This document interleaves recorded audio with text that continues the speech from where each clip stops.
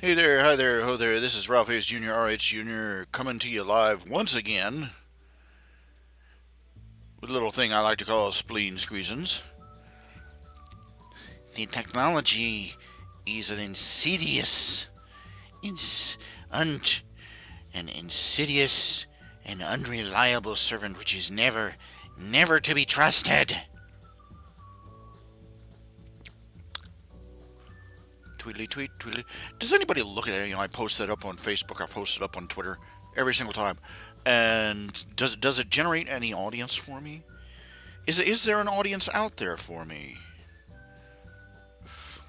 And for some reason the screen, the live control screen, is not working right. No, I do not want to go to live control room. Thank you, stupid thing.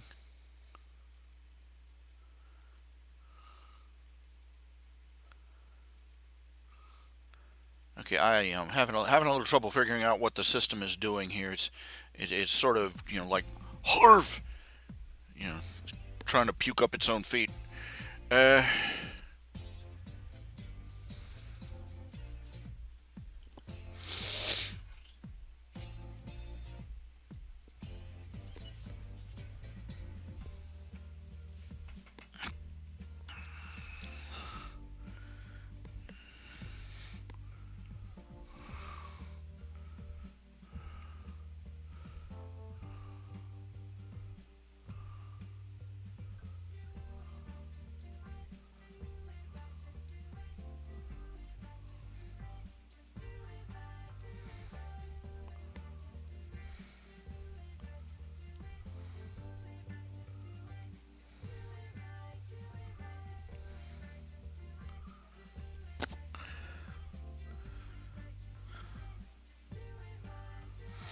all right. Let's see here. Hey, Anthrazo Warrior, how's it going? It's going. Just hardly got any. Just a very difficult week trying to get anything done. It's just one thing after another. Managed, all sorts of excuses as to why I haven't done anything. But there you have it. This is my ooh, got a real strong feed going. I'm impressed. I'm looking at the analytics and the data feed line just goes straight up. It goes up and now boom sticks at the top. I don't know if that's correct or not, but it's nice. Can you hear me there? All right. Odd things I've learned today. Did you know the color magenta technically does not exist? That is to say, using a prism breaking a beam of white light down, there is no magenta wavelength.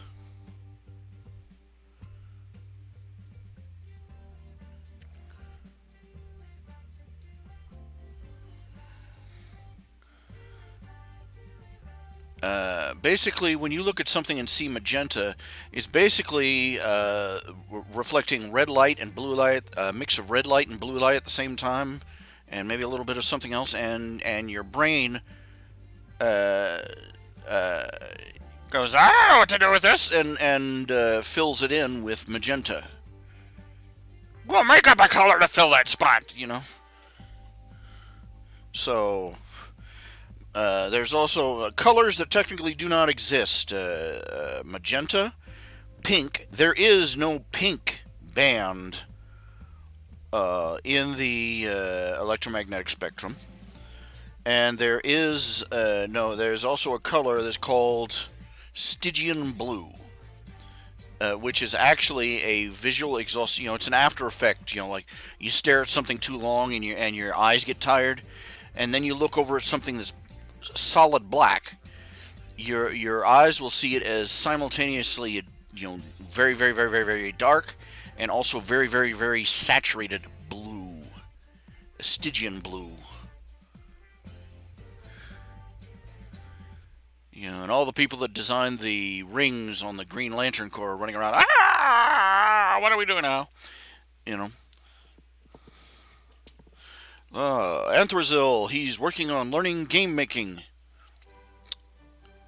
I'd rather play them than try to make them. I took an arbitrary interest in it years ago, and I started poking around with it, and I was like, this is not my forte. Okay. It's not going to happen. Not going to happen. I even looked into, the idea of making a game based on Tales of the Questor. But it's not what you think. The thing of it is that okay, game design philosophy. Game design philosophy. Of late, most people nowadays in the game industry, in the industry of making computer games, they focus on the narrative model, where basically you're walked through a story.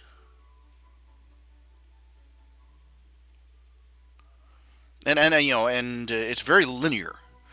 The result is very, very, very linear, as anyone can tell you.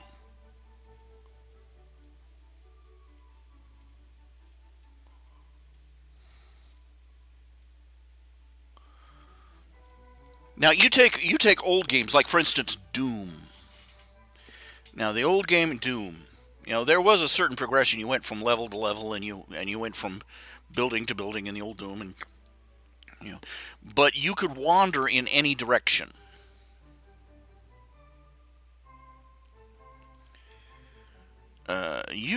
You play other games like, for instance, World of Warcraft comes to mind. Or any of the games that are really big and popular. You're not you don't have much autonomy. Mass Effect, uh, Red Dead Redemption, all of them. They have most of them have a more or less obvious storyline progression that you're supposed to follow, and they seem to and it's become more and more popular. Is that more and more people are seeing games as a storytelling medium, and I suppose there's nothing wrong with that. But I think they're missing out. They're missing out on a chance to revolutionize the entire gaming thing.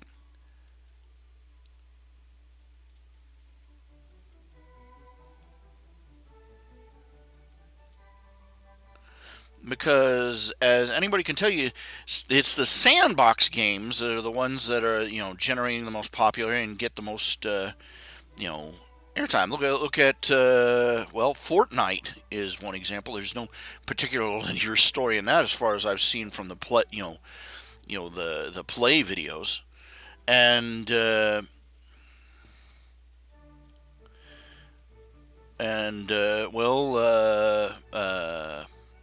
my brain's skipping a groove here.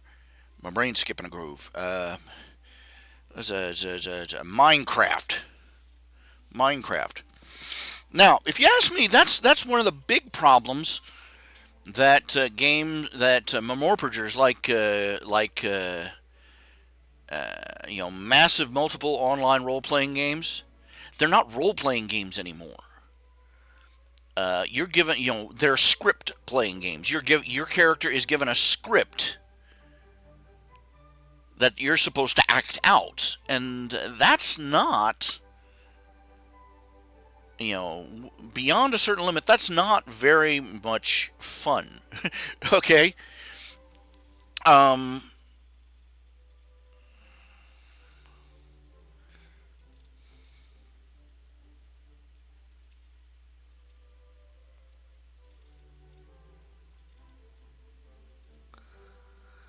because somebody else has decided how you're going to play with the game. And you see that a lot in toy making too. Is that look, Legos used to be the creative toy.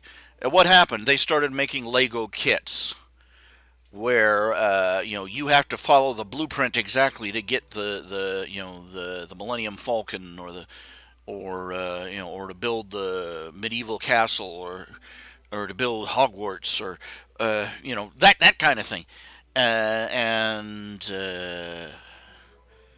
the opportunity for creative play is lost. You look at even the so-called sandbox games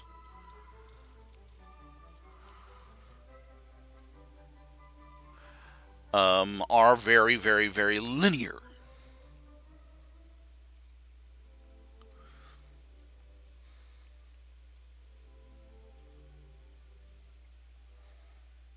You don't get much say in how the story progresses. It's probably been that. Let's see, all the way back to Final Fantasy, the very first Final Fantasy. Uh, you were supposed to do such and such things in such and such an order.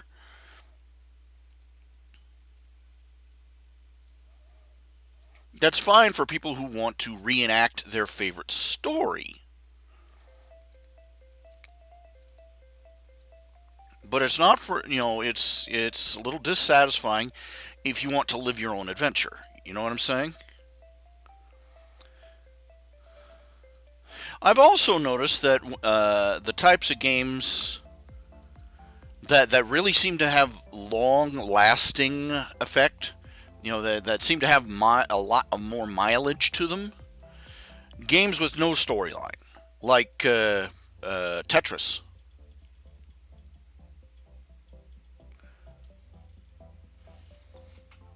Or Pong, for crying out loud. Or well, games that again, games like Minecraft, or ones that don't really have a story, but have a lot of replay value. That's when I was designing fiddling around with the idea of a Tales of the Questor game. That's what I was. That's the idea I was fiddling with. Some sort of playing it. I was really thinking of trying to come up with an idea for a game that was similar to, I don't know, Hunt the Wumpus. That's really old school. You'll probably have to Google that one.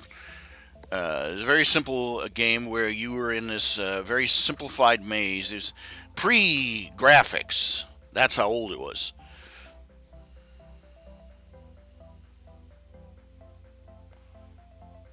And the idea was is that you were supposed to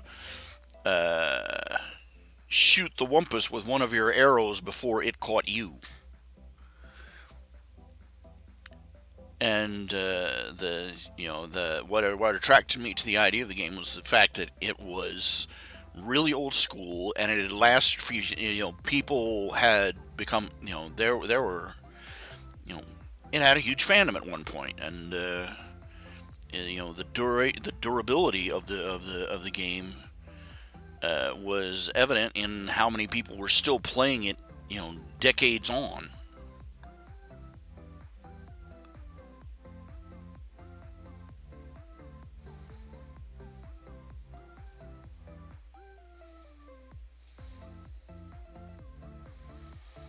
So my idea was to make a Hunt the Wumpus game, make it graphics, and it would randomly generate a maze, a castle maze that you would guide Quentin through, and he was to find the weapons to kill the Wumpus, and then hunt it down.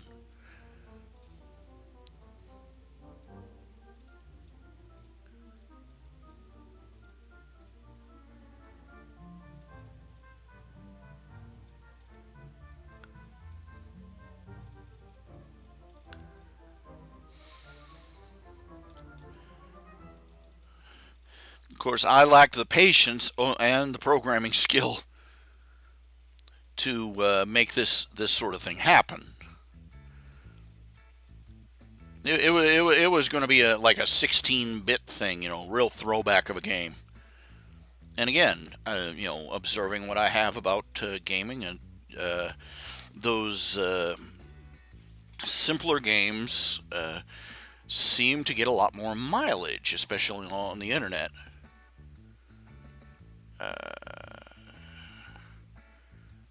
For all these people that are out there playing a game that costs them $60 at GameStop, there are thousands of people playing things like, mock it if you will, Candy Crush, or various flash games, tower games, so on and so forth.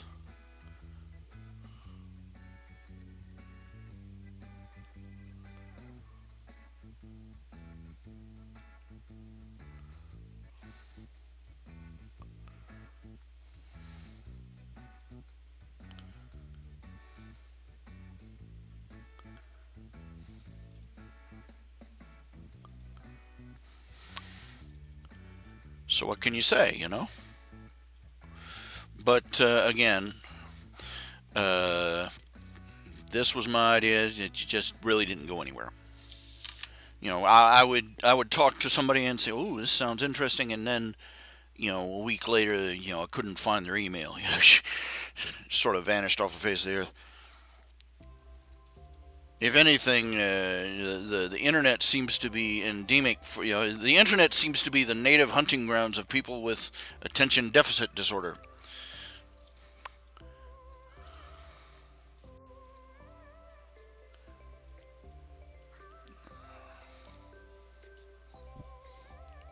Oh, pen and paper. I used to, of course, with the advance of the internet, having a chat room to play in. I haven't, last time I played a quote pen and paper game, it was online in chat room. Made things a lot easier. Not having to made it a lot easier to get together on a particular day. I never really had the time or the money or the resources to get big time deep into the games. I have a Magic the Gathering deck here that's been gathering dust since like the 1990s. I can't even remember how to play, and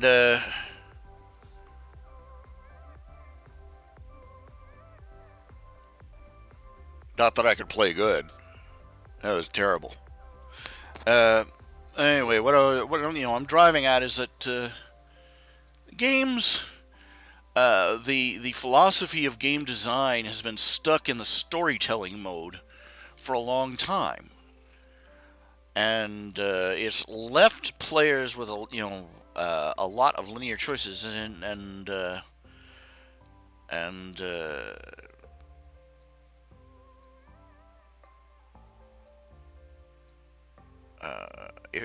I think the next I think the big next is mostly uh, is going to be tiny games. Little games with little to no plot line, little to no story, but miles of flexibility. Sandbox games. The silly ass game that's been running the market right now. The one with the goose. It's ridiculously popular right now. Remember Flappy Birds? I want to find the guy that wrote Flappy Birds and slap the stupid out of him. Because he created Flappy Birds, put it online, and freaked out because people were buying it, and insane tons of money were heading his way, and he blocked it, and he said, no, I didn't want this, and he turned it off and panicked and yanked it off the internet, and I'm like, you moron, you hit the mother lode. He was if he had just not freaked out, he would have never had to work again the rest of his life.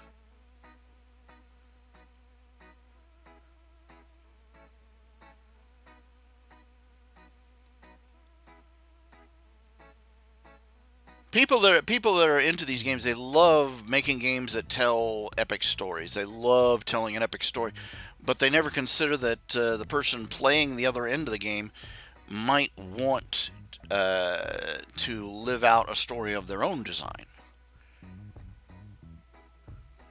That's why World of Warcraft is it's stuck on rails.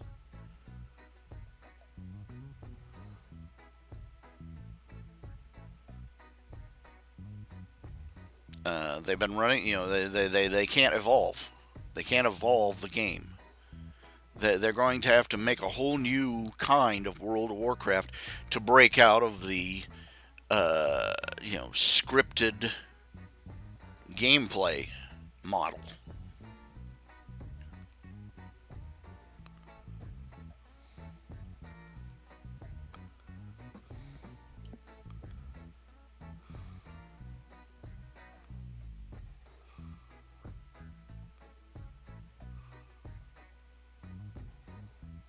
Well,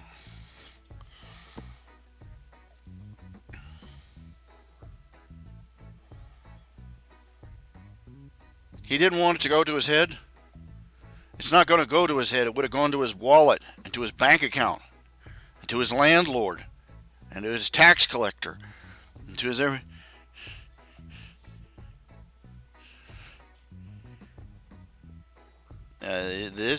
He's a man. That's foolish thing.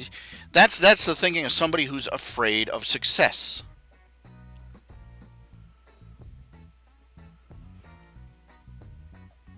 He could have, just take the money and do whatever you want with it. Give it away to firefighters in Australia or something if that's your thing. But to be given the keys to the kingdom and then turn it down, that flies all over me. Especially considering where I am. I'm. If somebody handed me the keys to the kingdom on that, I'd be all over it like white on rice.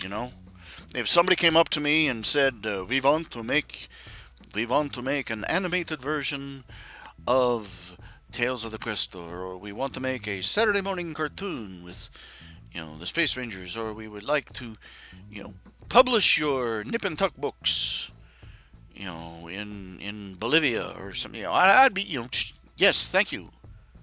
Thank you, sir. May I have another?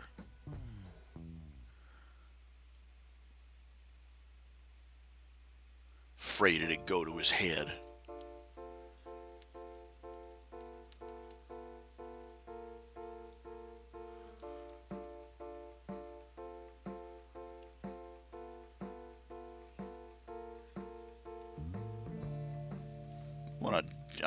That just makes me want to dope slap him more.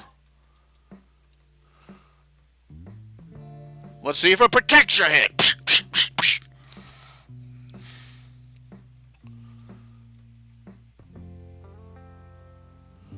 And that's like being a man dying in the desert, dying of thirst in the desert, and seeing some other a-hole standing there pouring out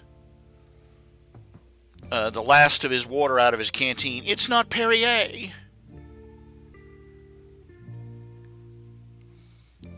I'm afraid if I drink it, I'll bloat. You'd kill the man with your bare hands.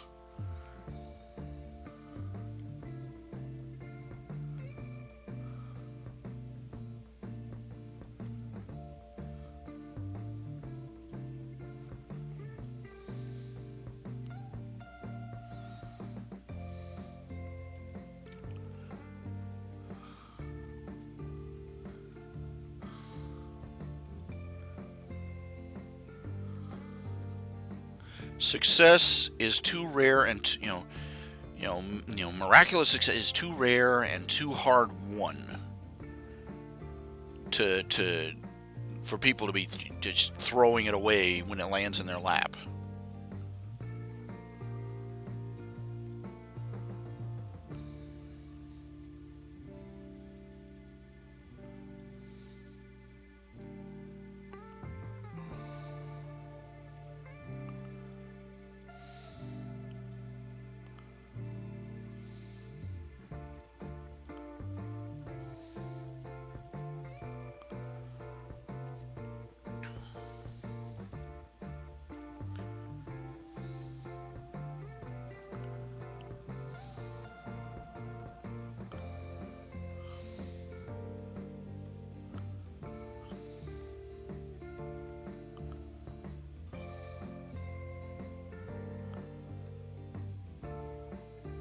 There's something seriously peculiar going on with the story behind why that guy, shut down Flappy Birds.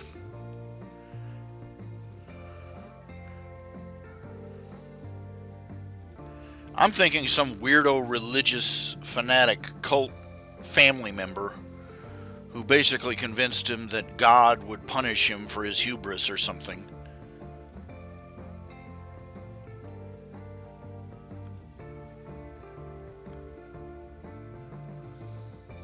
Or maybe Allah.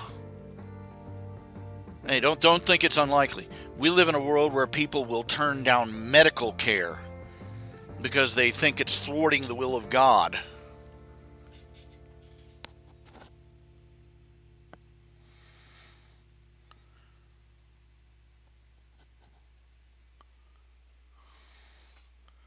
They're sitting there with a tumor the size of a basketball in their abdomen. Don't know, I'll just wait for Jesus to heal me.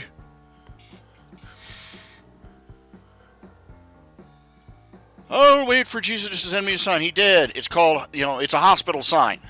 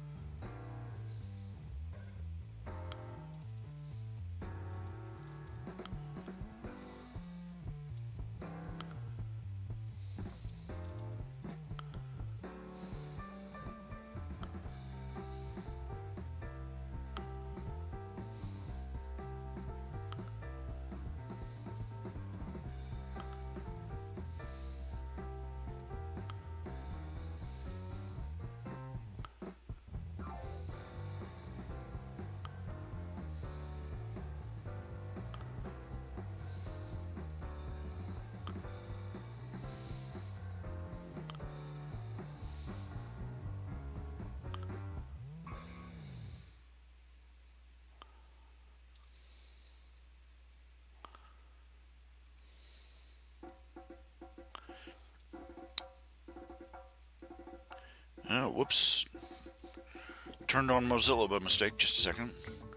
Waiting for it to stop. Yeah.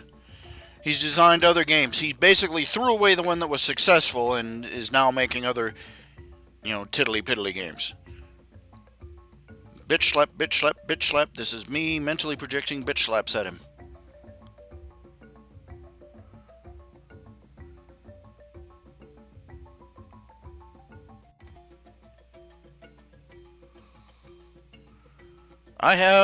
Currently I have, I think 160 subscribers to this channel. I need 1,000 before before they start monetizing me. Plus 1,000 hours monthly viewing. So, doesn't look like it's gonna happen anytime soon.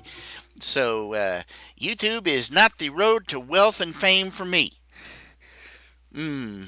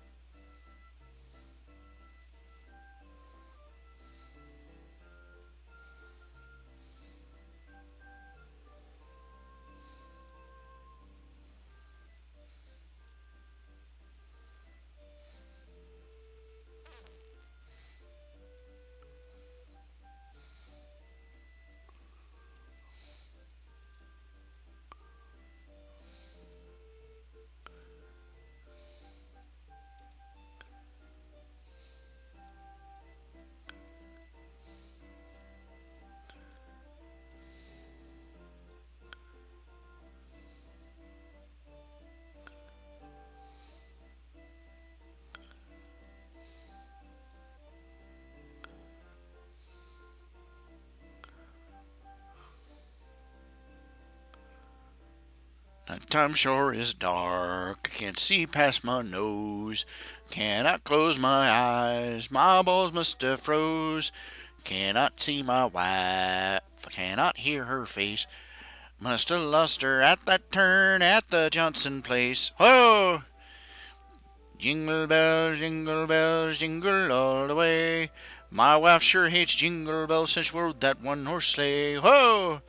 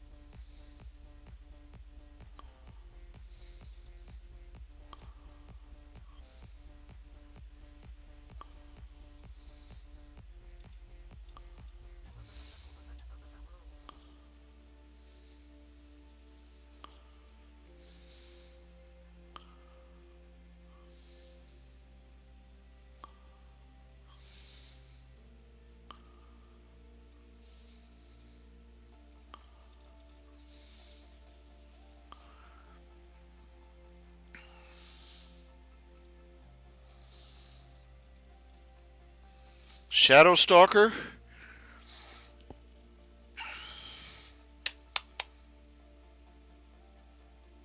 Hope comes to Brockton Bay. Oh yeah. Oh yeah. Shadow Stalker.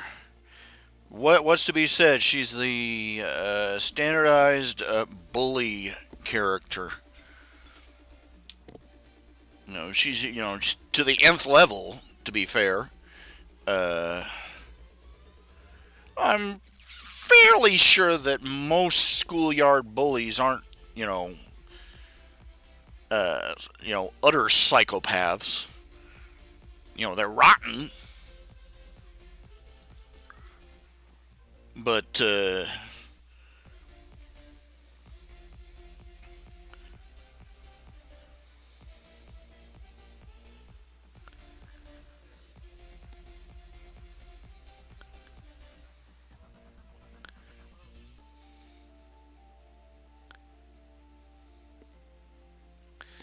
yeah, in the online fictions in the online novel Worm, the magnum opus of one writer by the name of Wildbow. One of the villains is one of the antagonists. One of the villains of the story is a girl by the name of Sophia Hess. Sophia Hess sadistically bullies the lead character, Taylor Hebert. At to the point. This doesn't actually take you. Don't the story picks up shortly. Several months after the event, but at one point. This was the breaking point for the protagonist, literally. Sophia Hess and her cronies locked Taylor in her own locker after they had stuffed it full of used feminine hygiene products taken out of the waste baskets in the school, and left her there all day. The protagonist has a psychotic break while she's from being trapped in there, and this is where she gets her powers. But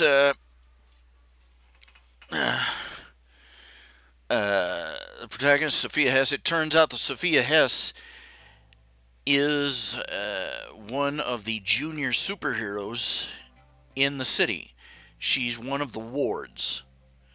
The local superhero team is part of a national government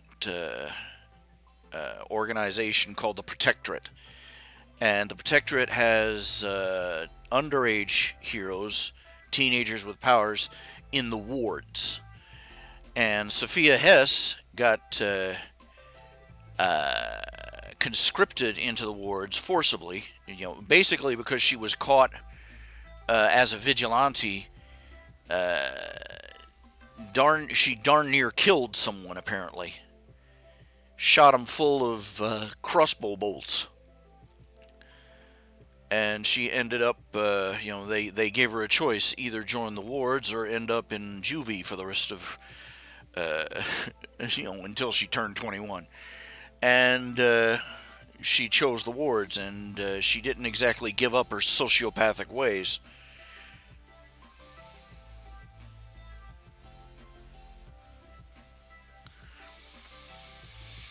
I really don't know what to be said about she's bent in the head, and she has a personal philosophy, a very brutalist, survival of the fittest, predator and prey philosophy about life. That the weak should perish, and that those that are tough enough to fight deserve to survive. And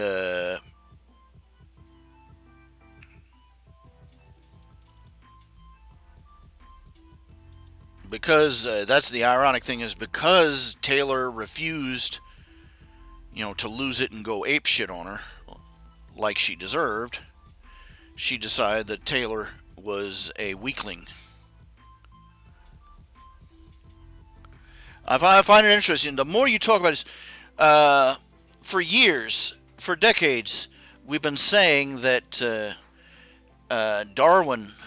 Darwin's philosophy of evolution, Darwin's theory of evolution has given rise to Darwinian philosophies. People use it. They insist that it's science. Therefore, their brutalist philosophies are legitimate.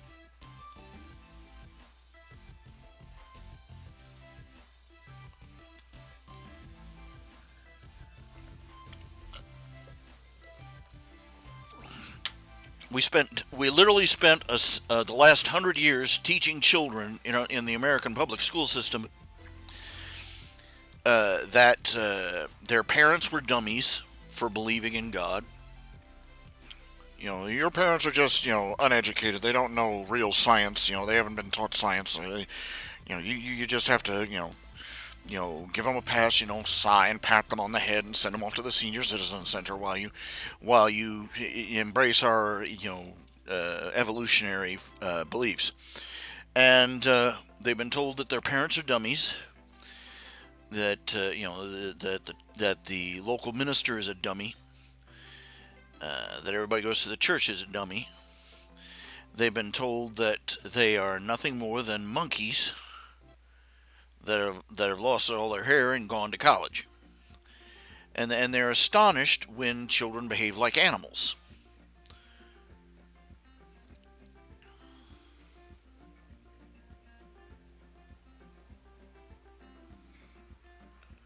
But you try and get an atheist or an evolutionist to admit this.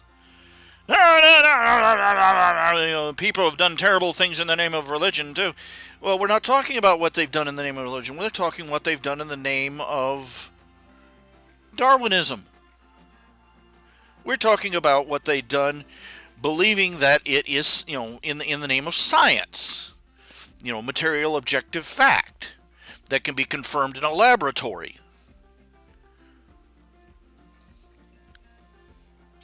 That's a degree of triumphalism no religious leader can really claim. Because down at the end of the day, even the most adamant theologian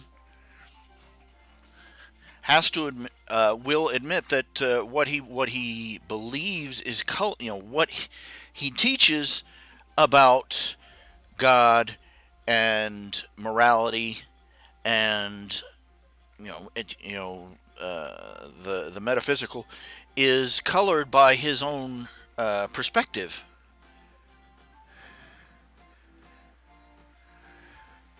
And we'll sit down in a minute. You're not going to be able to prove this in a laboratory setting, But evolutionists are claiming, yes, we can prove everything we say in a lab. They can't, but they claim it.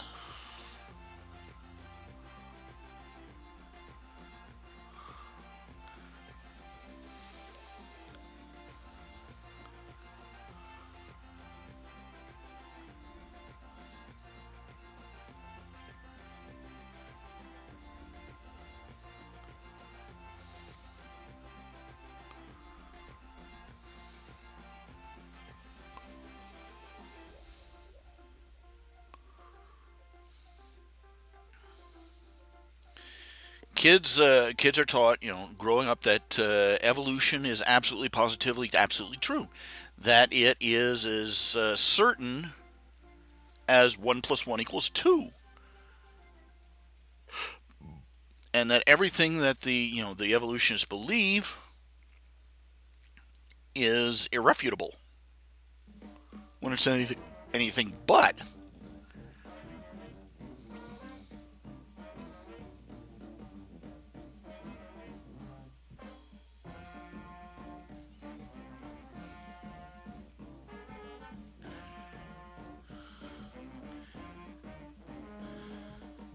I'm sorry. The theory of evolution is mutually exclusive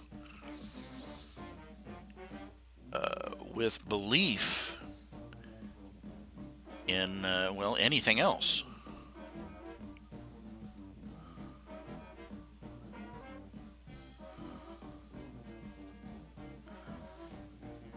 It is mutually exclusive with Christianity in particular because what the Bible has to say about nature, about humanity, about how sin and evil entered the world, and how sin and evil and death entered the world, is mutually exclusive with everything that Darwin had to say about it. And never the twain shall meet. And you got these people that say, "Oh, I'm a theistic evolutionist," and well, you're a dummy.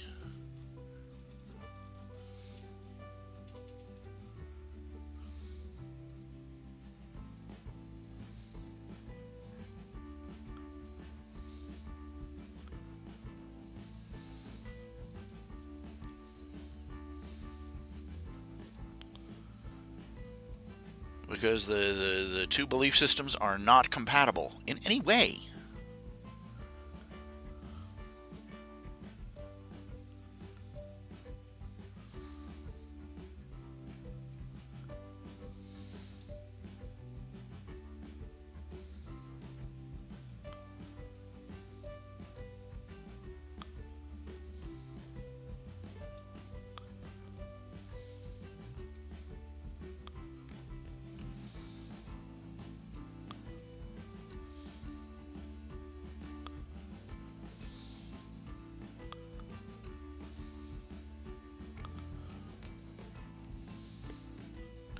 Fundamental thing, and then you get the ones that people say, you're saying that atheists can't be moral people.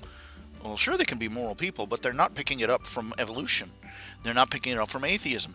Atheism is anti-morality and ethics, because it says basically that man is man is basically the pinnacle of his own universe, and that any moral system is merely a fabrication of the collective, and that any moral system, the only thing that makes a moral system valid is that the most people believe in it, or the most forceful people believe in it. Morality by mob rule.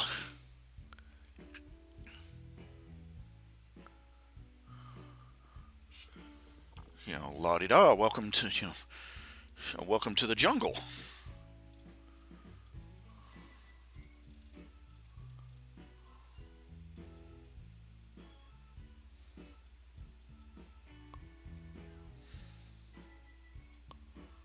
That's inescapable.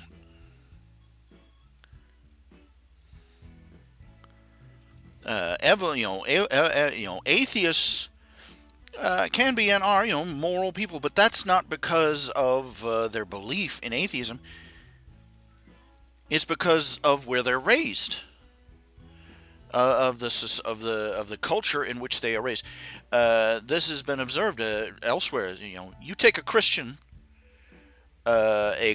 raised in America will have the same fundamental values, beliefs, moral and ethical codes, and standards, so on and so forth, as a Christian raised in Africa, or in Russia, or in China, or in the Middle East. Some of the trappings may be a little bit different. They may use slightly different music, and have different standards of dress, that kind of thing.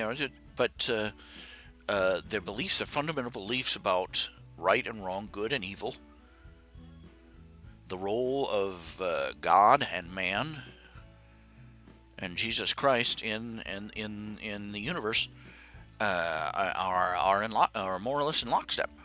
But you take an atheist raised in a primarily Christian country, his values will, interestingly enough, be very similar to the Christians. You take an atheist raised in a Muslim country, his overarching moral values will be, surprise, very similar to the Muslim majority.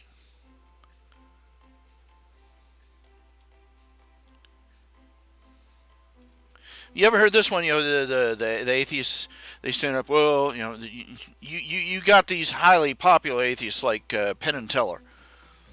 Smart men, and they've done a lot to puncture a lot of the politically correct bull crap. But they're atheists, and Penn, well, he does all the talking, and very particular about it. I do right and wrong because I know that they're right and wrong, not because I have some pie in the sky standing over me with a whip, blah, blah, blah. Bullshit. You want to know why Penn and Teller, you want to know why Penn of Penn and Teller is a, generally speaking, morally upstanding citizen? because he doesn't believe he has the fear of God. His mother put the fear of God in him when he was a little bitty boy and whipped his fat little round behind whenever he stepped out of line. Our moral values are handed down to us from our progenitors, from our parents. Our most immediate, the foundational layers, as it were, which inevitably begs the question of where they got their values from. But to listen to these atheists talk, you'd think they had sprung full-formed and fully armed from the brow of Zeus, with all wisdom on one shoulder and all knowledge on the other. You take a human child and raise it in the wild, let it run loose in the wild, it'll be a feral animal. With no more sense of right and wrong than a brick wall, and not caring.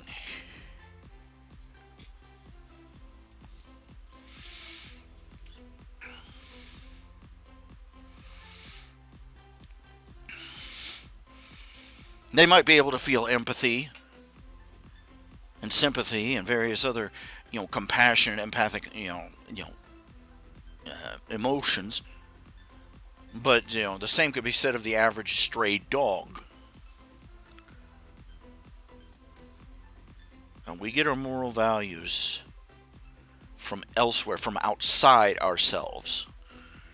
But these atheists speak of themselves as if the goodness just sort of sprang up within them spontaneously upon their birth. These are the kind of people you want to keep away from the steering wheels, you know what I'm saying?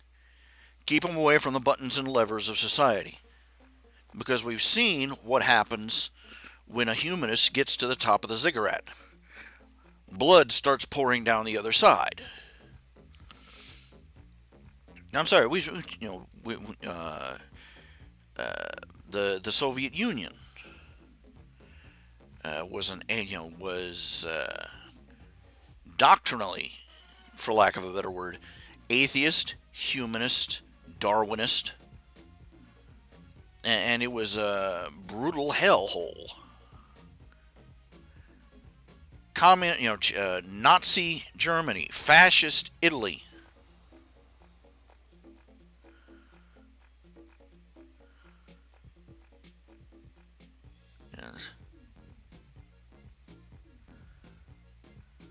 Yes, atheists can be moral people so long as they remain immersed in marinated in a moral culture. Take them out of it, and they'll adapt to that environment real quick too.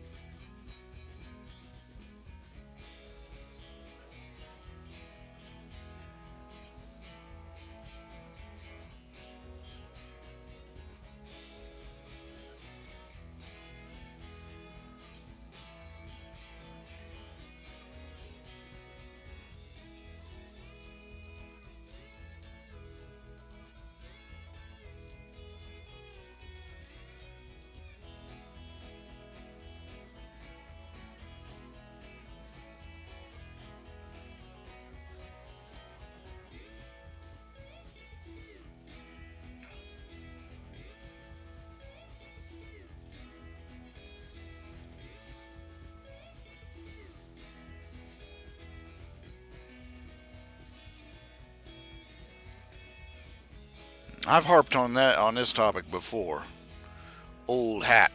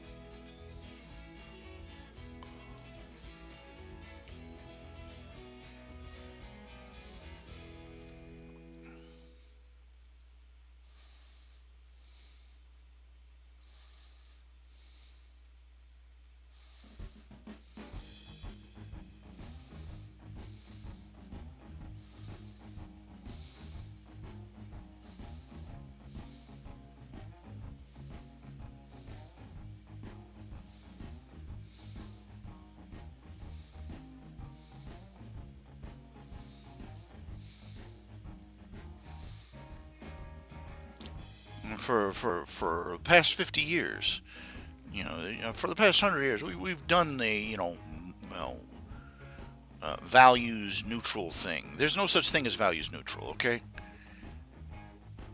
When they're talking about sex ed, they talk, we'll keep it values neutral. We'll just give them, we'll just give them the basics. Let them make their own moral decisions, so on and so forth. We won't influence them one way or the other. Lie.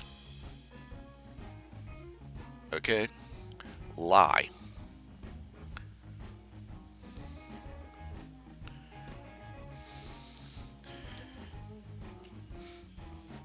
Without a moral judgment on the issue, actions speak louder than words.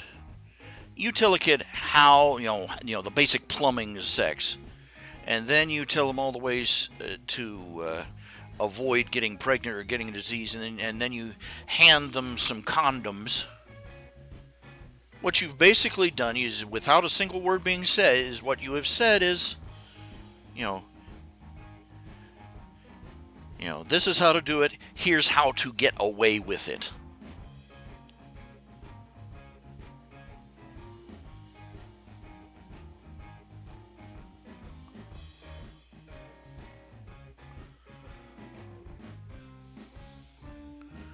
And the unspeakable evils that have come out of that. The more and more has come out. There's hundreds, thousands of young women who have been sexually molested by an older man.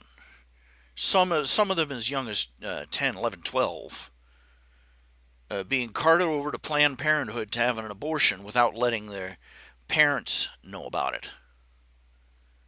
Because we don't want the parents, will be judgmental and won't, because nobody wants to exercise judgment. Nobody wants judgment exercised. And here we are.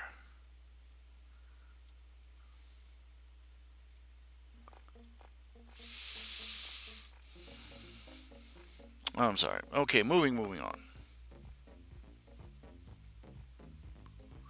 Oh, Taylor in the Warcrafter. Moving back to other topics. You're asking in the Warcrafter, does Shadowstalker realize that Taylor is Hemlock after she goes to the birdcage? No. Shadowstalker does not go to the birdcage. The birdcage, canonically, is supposed to be, for the most horrible villain, the Slaughterhouse 9 level of villains. Ones that have killed multiple people, that are just monsters, basically. Of course, once it was established, they've been using it to throw politically appointed prisoners down in there too. Hence the fate of Canary.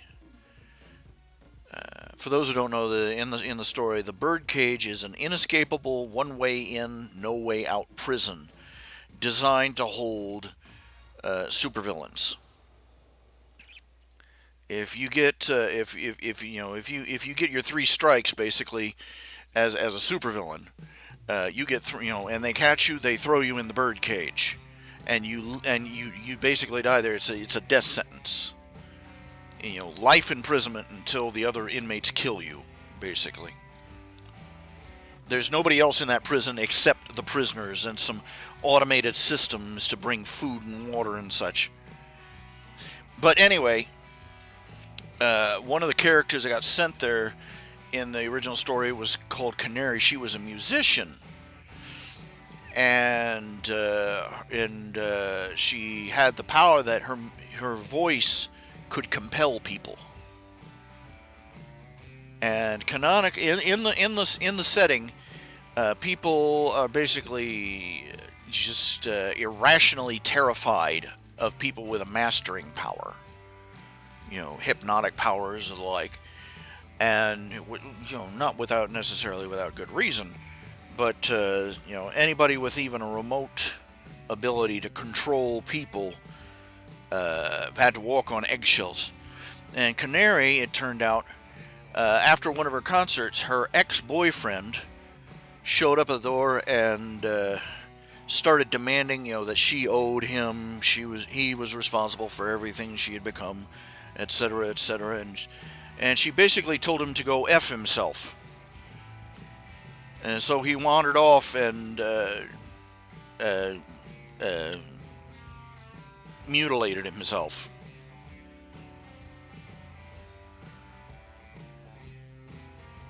And she hadn't realized her power was active, and the courts basically railroaded her.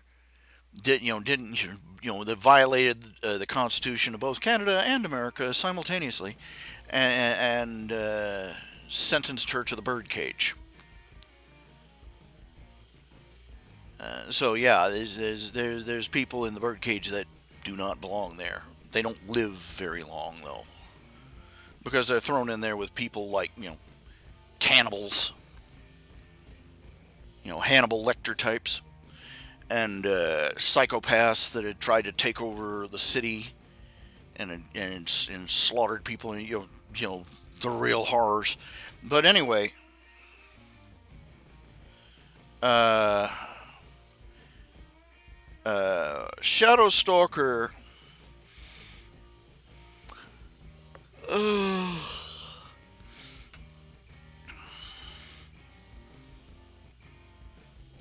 Shadow Stalker, though she's done horrible things, she's not reached the point of being birdcaged.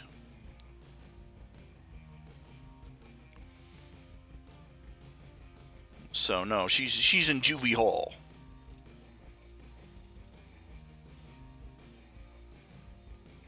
And does she realize that Hemlock is actually Taylor, the girl she bullied and tormented all those years?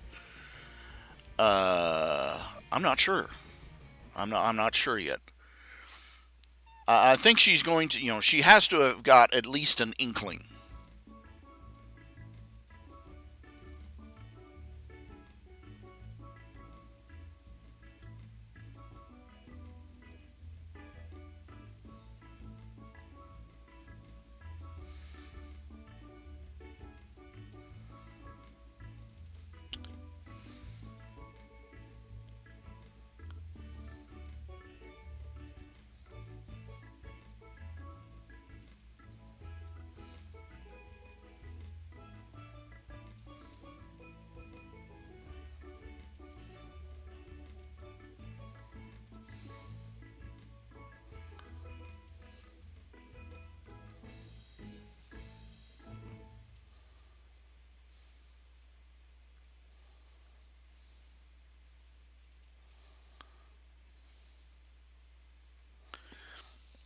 I really can't make it. I really haven't made up my mind. Is she going to, is she going to come to that conclusion or what?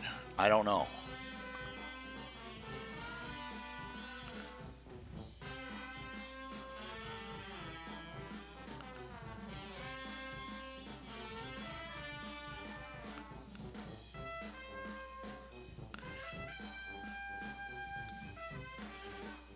She's got to be wondering, with the trick phone that keeps following her around.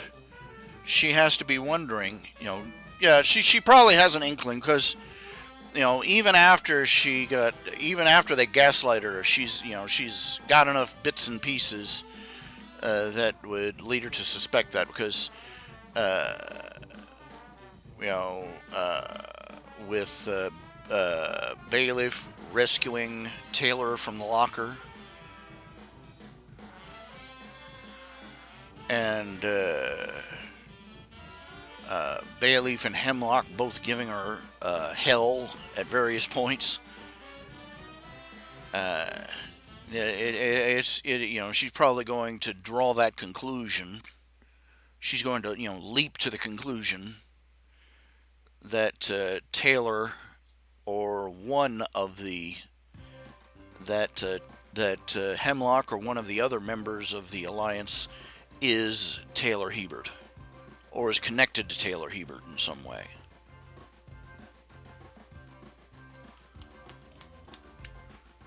the gambit they pulled, the gambit they pulled on the school.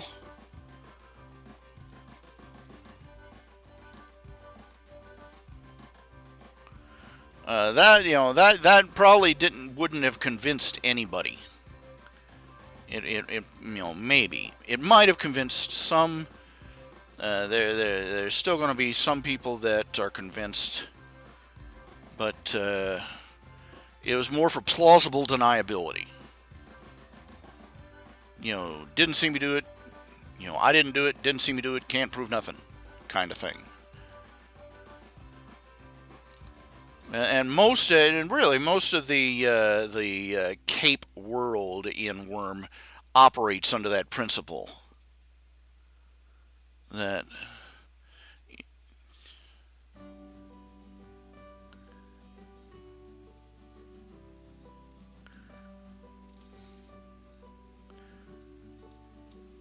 unless you get rock solid proof.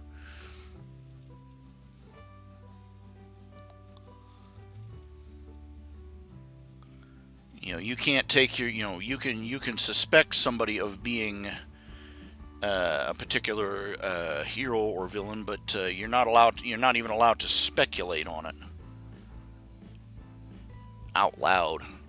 One of the things they have in Worm, they have chapter in Worm, and in the Worm fan fictions they have chapters that are entire chat sessions from a website that's supposed to be very popular in Brockton Bay called Parahumans Online. And one of the things that gets you bans is even speculating on the identity of a cape.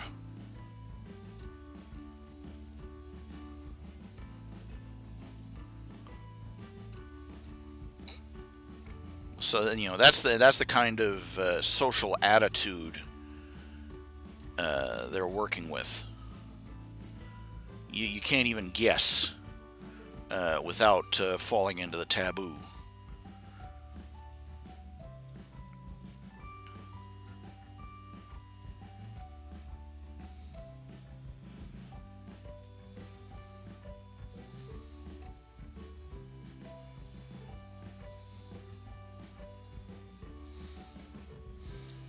And in psychologically speaking, in a society with a taboo like that, where you don't talk about something that isn't supposed to exist, people will develop a sort of psychologically induced blindness about the matter.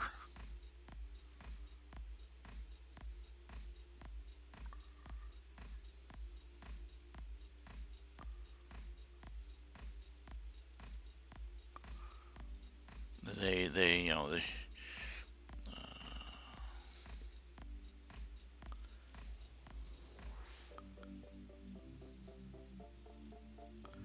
sort of willful ignorance.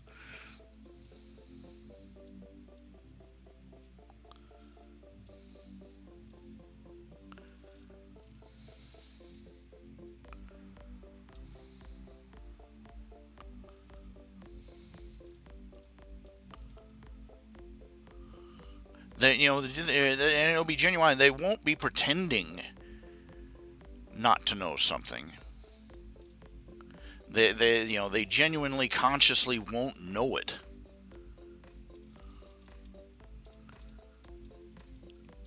And it will take a surprising amount of effort to get them past that mental block.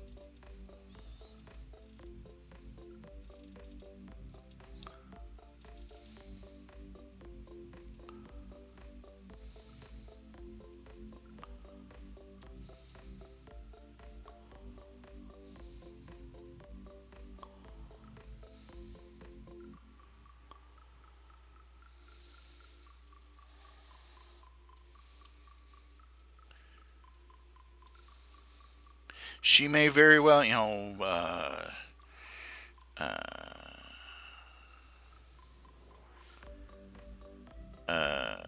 Shadow Stalker may very well unconsciously realize that Hemlock is Taylor Hebert, but she won't be able to, bridge the gap consciously.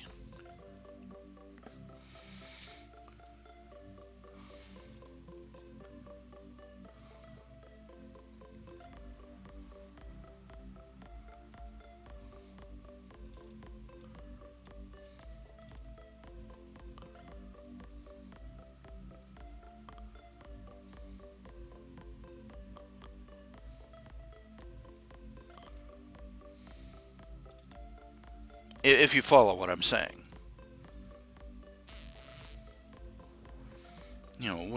When she finally does realize that she's going to go snappo.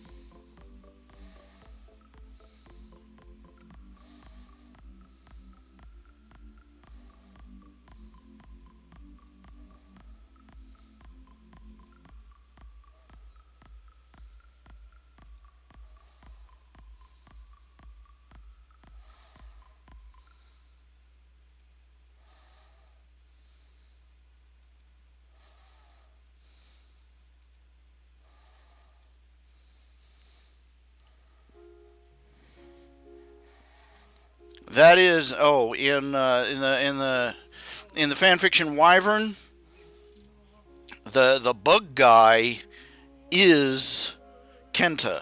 That is Lung. It's just he ended up with bug powers, while Taylor ended up with dragon powers.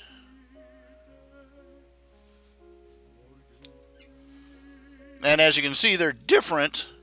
But that's one of the running things, is that how powers manifest themselves is different depending upon who ends up with what shard.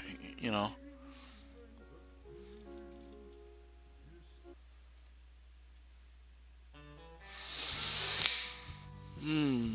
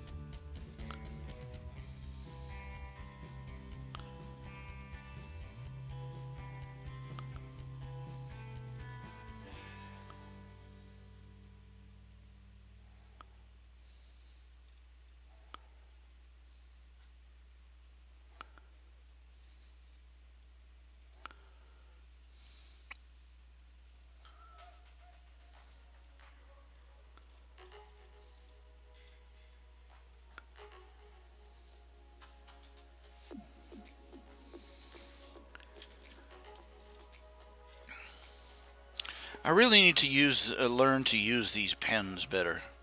I've been using the marker pen setting ever since I first got this. I need to learn to use the brush settings,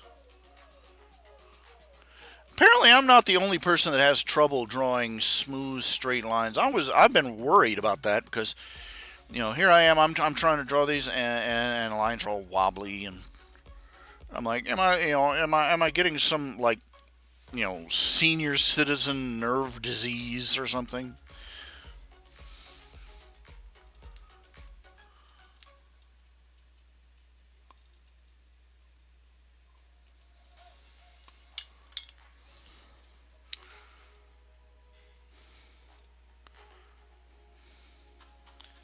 Am I coming down with epilepsy or something? Fun like that, wondering if your nerves are decaying or something. Loads of laughs for the whole family.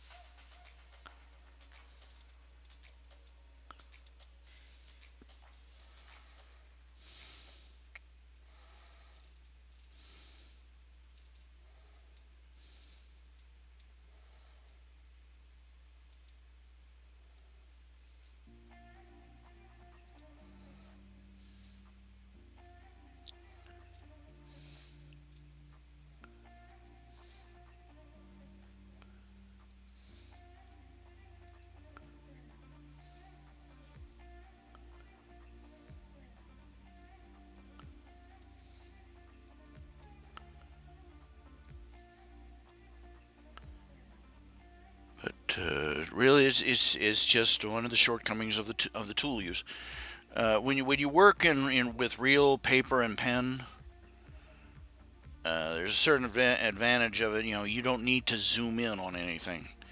When you're working with this, apparently having to work real close is perfectly normal.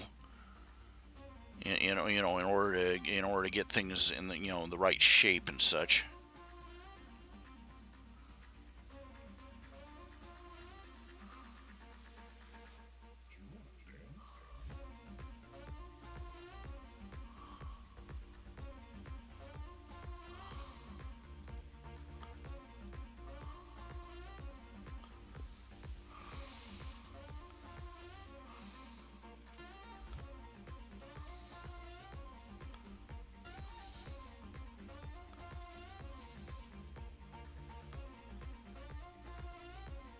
I've seen people using, footage of people using the Wacom tablets and using them on the brush setting and just beautiful artwork.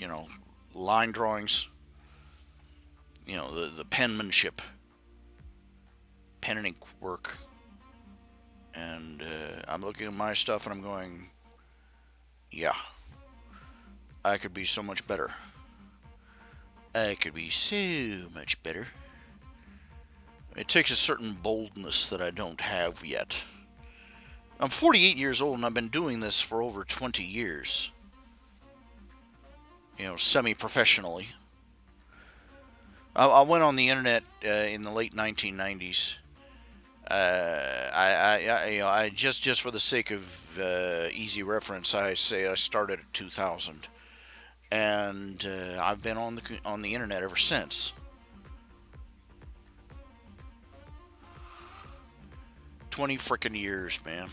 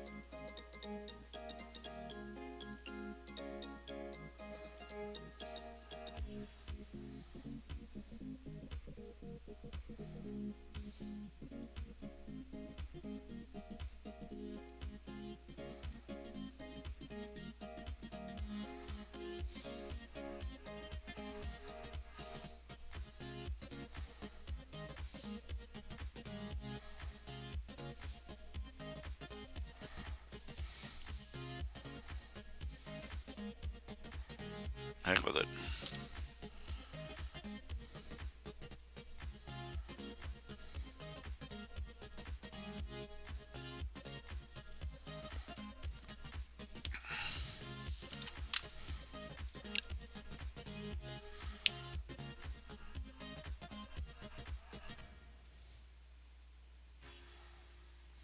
Now, where did I put the... Ah, here we go.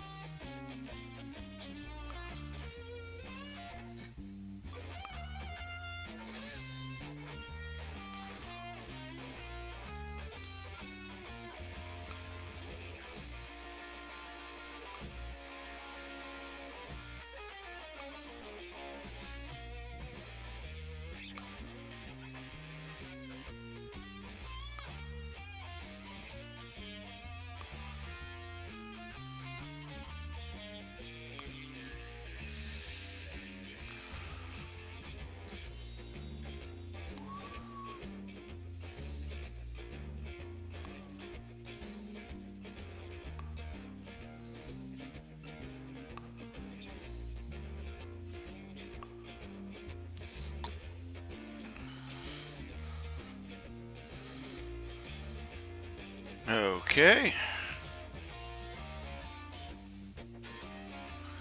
And the next nip and tuck is done. Save. And now we post it.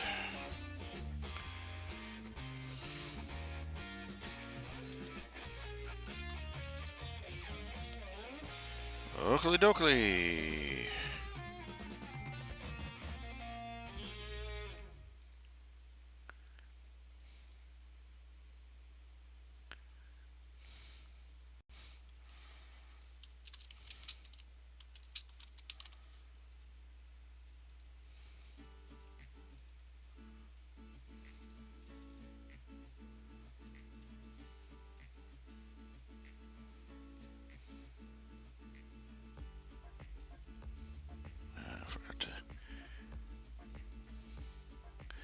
Forgot to save it in a ping format.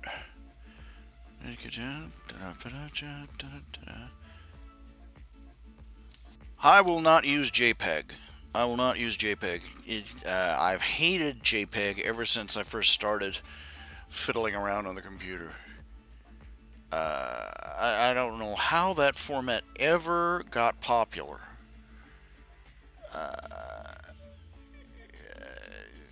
I really didn't understand loss, how pictures were lossy or images were lossy.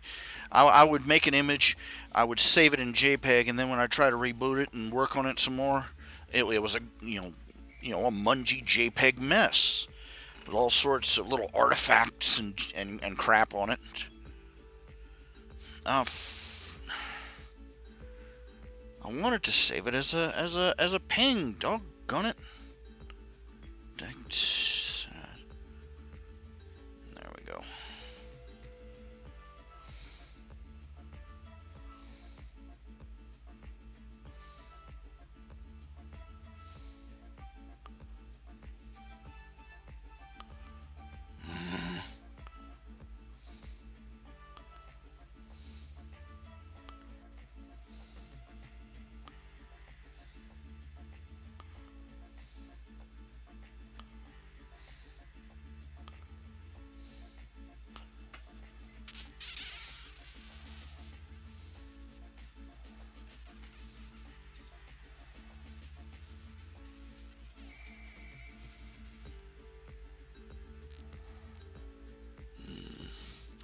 Got many things to do, let's see, comics. Nip and tuck, there we go. Standard, publish.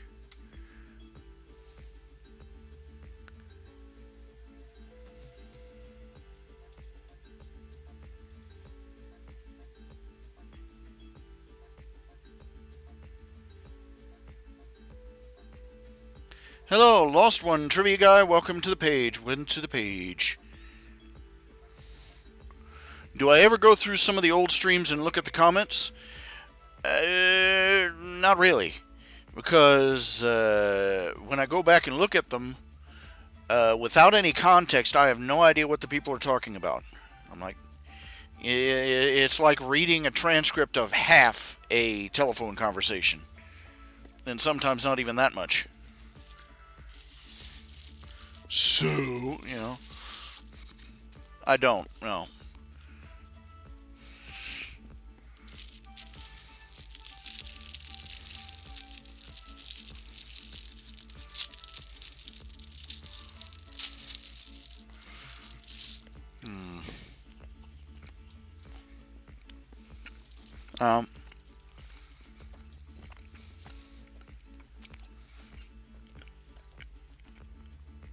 I read through the comments on my written stories, and on the comics themselves, but those aren't involved in a live online conversation, so they're easier to figure out. Eating an oatmeal pie. Little Debbie.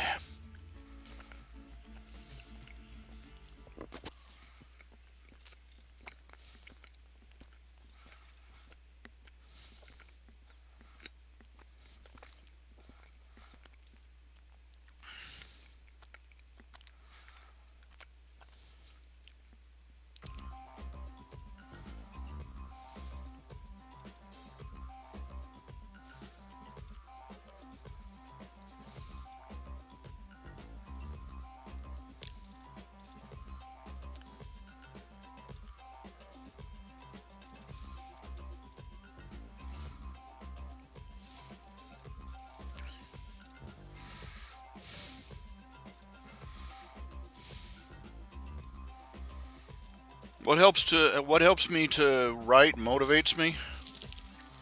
Well, this. Part of the reason I go online is part of the reason I do these live streams is because talking with people while I'm working it helps makes it a trying to make it a habit really, where I go online while I'm online. I do at least one drawing.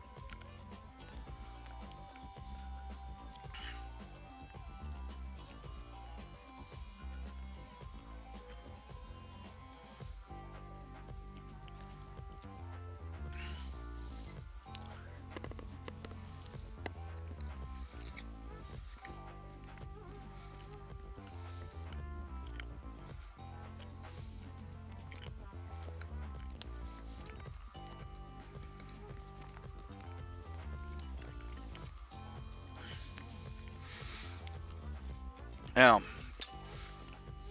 think of this what you will. Now, I've been tempted to go into doing a more adult art to try and shore up my finances. Tempted over and over and over again. I was saying, well, maybe if I just do, tasteful nudes, blah blah blah blah. No, I looked into it, and I'm kind of grateful that some of the things I learned have dissuaded me from even considering it in a practical sense. Setting aside the morality of the issue, there's a certain amount of practical issues. First of all, people that do adult art, Patreon and PayPal both have lately been giving them a lot of grief. PayPal does not let people who produce adult materials use their PayPal. The PayPal doesn't let them use PayPal to do their funds or transactions or anything. It's their standard policy.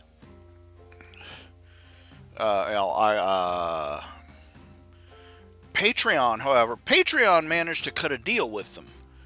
Patreon managed to set it up and say, you go to the front page. Patreon says, you can sell adult art and mature materials, that kind of thing, through Patreon.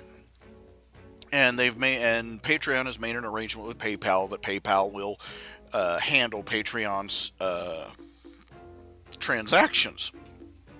However, Patreon has walked back on that deal over the past year or so, since 1917, 1918. I haven't heard anything particularly lately, but Patreon has gone the Tumblr route. They've started cracking down on adult material sites on their service. The thing of it is they make this guarantee. We will let you we will let you sell your product on our channel, and then they walk it back. However you look at that, that's unethical on their part. But they have sites that they say there are certain restrictions on their they do have certain restrictions in their policy on what kind of adult material. They don't allow anything that promotes sexual violence. Nothing that promotes illegal sexual behavior. Kiddie porn, to be blunt. You know, but they'll say, they will allow adult material, but then they turn around and say no. They have been, they didn't change their policy though. They just started shutting down websites with adult material, accusing them of breaking the terms of service. And well, you see that, and that's a headache you don't want to deal with. Uh, it's very, from what I've seen, it's very difficult for adult artists, quote unquote, to find a service. They have these obscure services out there that let you put up a pay to access thing on your website, that kind of thing. But they seem very fly by night, to say at least. And a lot of people that produce, especially in the furry fandom, a lot of artists that produce adult artwork are really disgruntled about this, because they've had cases where people, they've had thousands and thousands of dollars, and Patreon and PayPal just lock it up, won't transact it. So you got that headache. There's also the headache that regional laws, uh,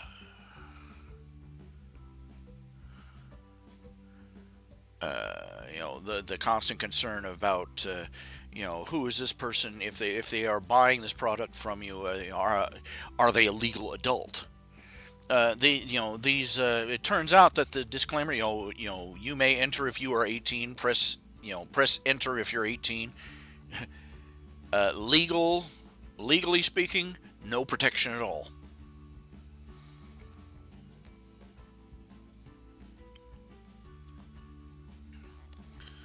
So basically, if you want to get into,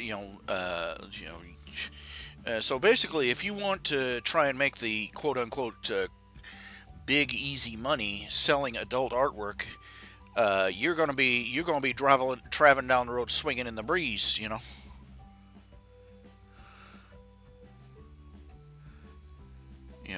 you're gonna be traveling along with, driving down the freeway with everything, with your family valuables hanging out the passenger side window, waiting for another car to come along and swipe them off.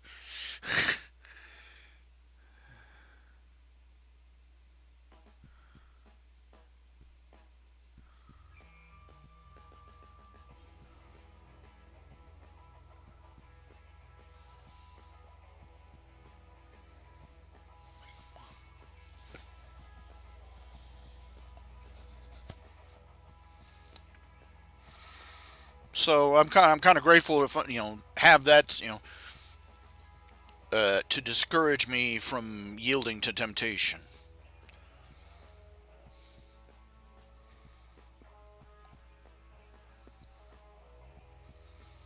It's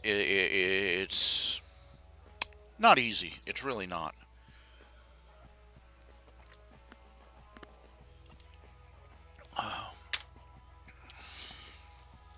With my luck, I mean, you see these thousands of artists going about their business, selling whatever they want. And if I were to get in it, I would be the one hit by the lightning strike in the middle of Yankee Stadium. You know what I'm saying? I would be the one that, some transaction goes screwy, and my Patreon and PayPal get shut down, or some 15-year-old some 15-year-old steals his parents' credit card, rings up a bunch of stuff on my website, and then, I get in hot water for selling inappropriate material to a minor. Yeah. Don't want none of that nonsense. So even if I were of the inclination, if I didn't have any moral or religious objections to doing outright adult artwork, that would put a damper on the idea for me right all by itself. Of course, we live in a world where how long is it going to be before they start referring to anything with Christian logos or conservative? I mean, they've got people that are being thrown out of businesses for wearing red MAGA hats. MAGA. That sounds so stupid. Just make America great again hats. You know, between of stupid headwear. That's going to be the legacy of the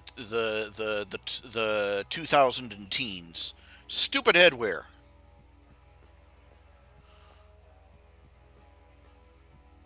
I've got nothing against the red "Make America Great Again" hats, but let's just say it's an ironic reflection that conservatives wear red "Make America Great Again" hats. Liberal loonies wear vagina hats. What kind of world is that? I'm picturing some historian. It was the war of the hats.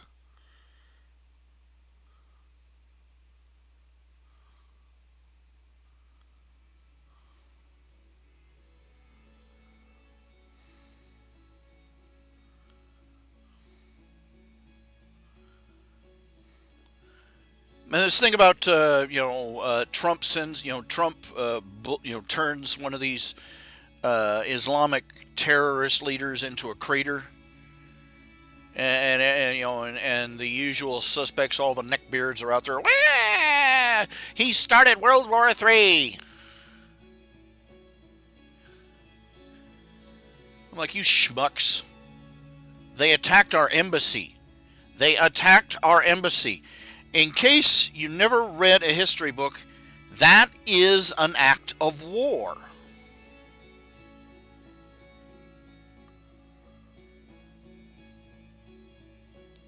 And no, the president does not need to clear every single action. He did not need to clear any action he took with Congress. This is not a game of Mother May I. And it's been, people have pulled it up, and congressional, constitutional scholars have pulled up the relevant laws and said no, he doesn't need to notify Congress or the Senate of anything. Nothing, of anything he has done.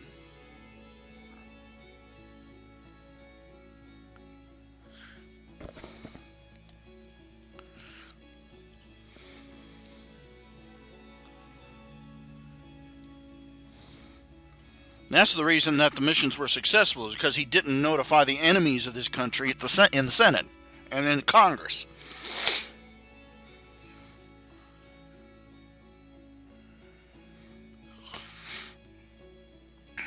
Mm. Mm, mm, mm. Okay, you're talking Eli and T-Mug. You're talking about a fanfic for My Hero Academia where Izuku is a girl and Bakugo has a creepy stalker crush on her.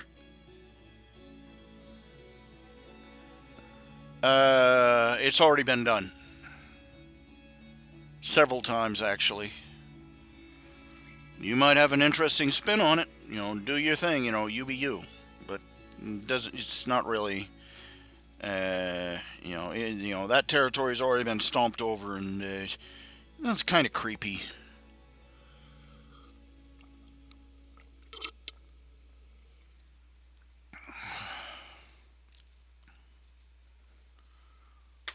There's more than one where he's actually a girl posing as a guy. Yeah, they've done that one too.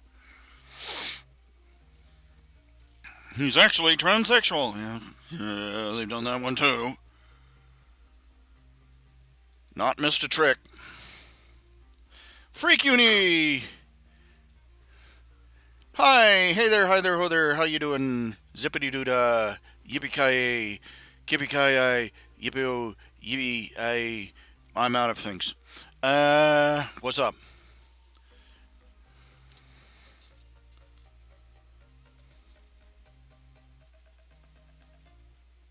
It's a trap. Yeah.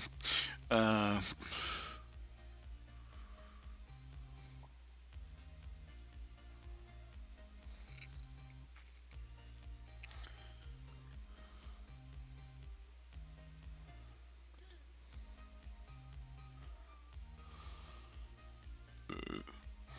Beg your pardon. Checking my Gmail. Checking my Gmail. I've got another email. Email dash me at rhjunior.com. I haven't used it for anything yet. Haven't picked out what I'm going to use it for.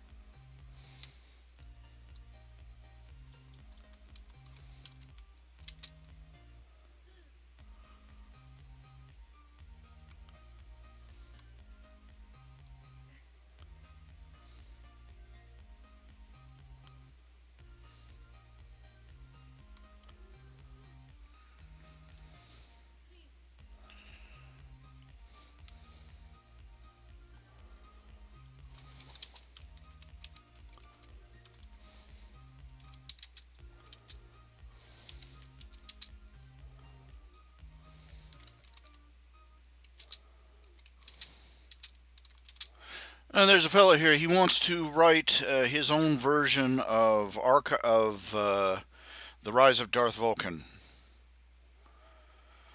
Uh, his twist is that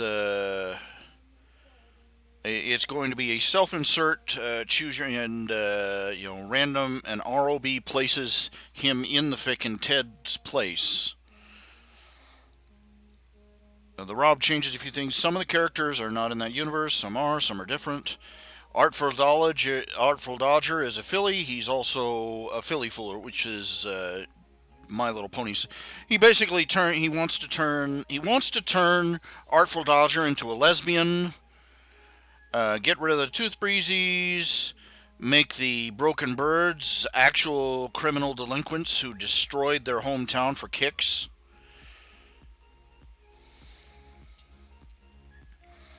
And he wants to, there's nothing, he just basically,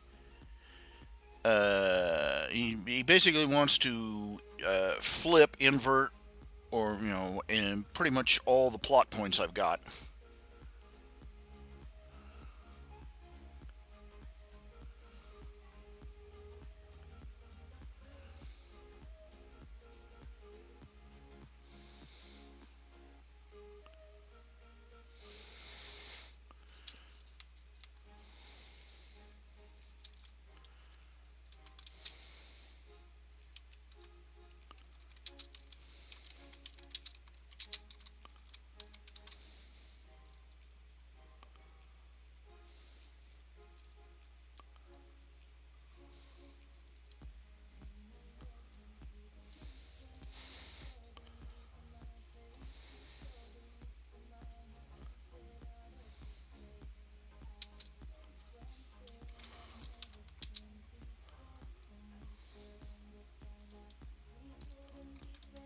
In good conscience, it's fan fiction. I can't, in good conscience, say no. I'm out there making fan fiction of other people's stuff, and they probably don't like what I do with it. So I'm not giving them any encouragement, but I'm not going to say no either. So.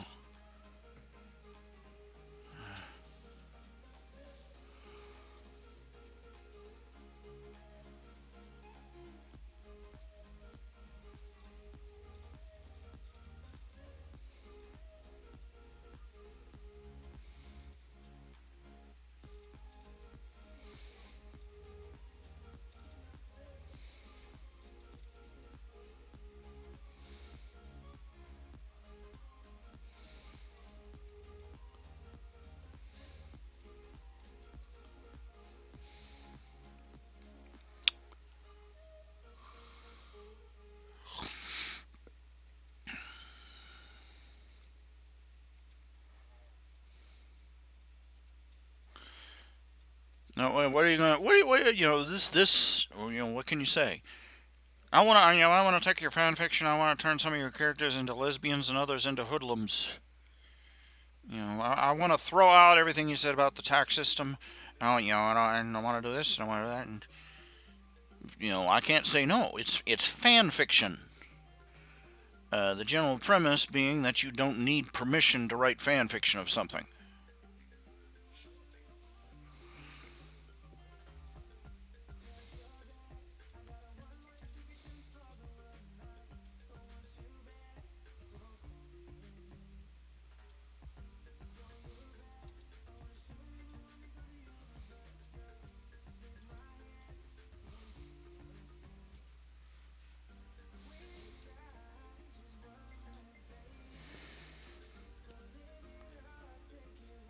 Oh, Australia, the fires. Big news flash. No, it's not global warming, you idiots.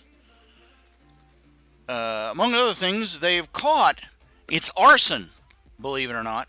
They have caught, thus far, approximately 183 people, teenagers mostly, who have been out setting fires in the bush for shits and giggles. I'm surprised we haven't heard of a lynching yet. And what's more, again, the environmentalists have been at it. What they aren't telling you is that the environmentalists came in, would not, same story as here in America with the forest fires out west. The environmentalists in Australia wouldn't let them cut fire roads, would not let them do low level burns during the wet season. You basically wouldn't let them take any preparatory, or preventative measures. And this is basically the result: an arson's playground.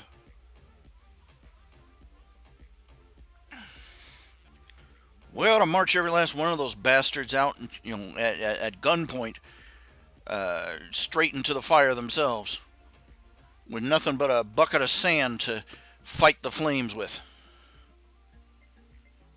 Those people have cost lives, millions of innocent animals, and who knows how many human beings have died because of these environmentalist dipshits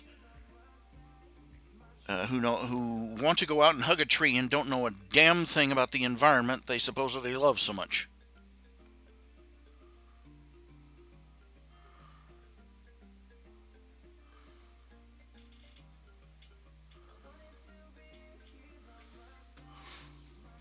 Pardon my language, but name it,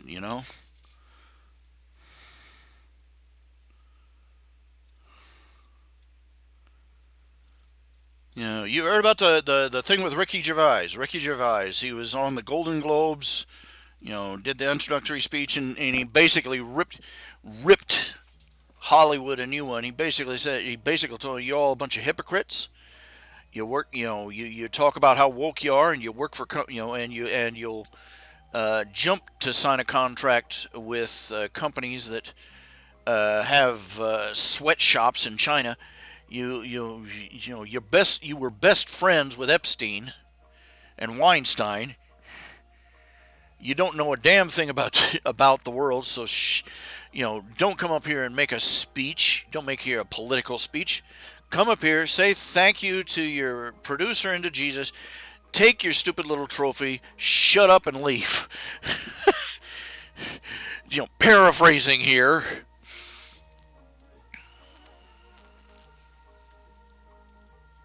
And the thing of it is, Richie Gervais, he's one of those people who's reached a level of success that the Hollywood can't really do anything to him at this point. And you should have seen the facial expressions, man.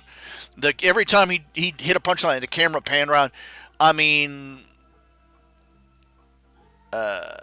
Tom Hanks looked like he was trying to pass a Yule log.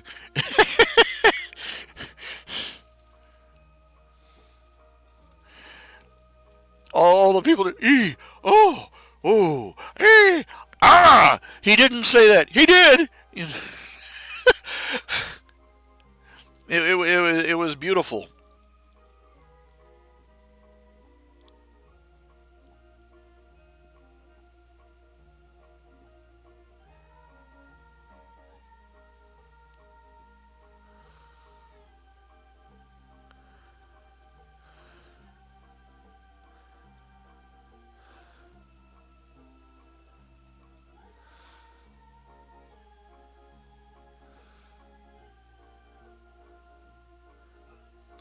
Man alive, it's uh,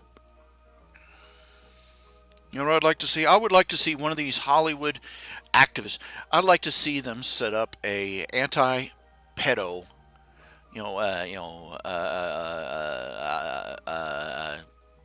I'll spit it out in a day or two.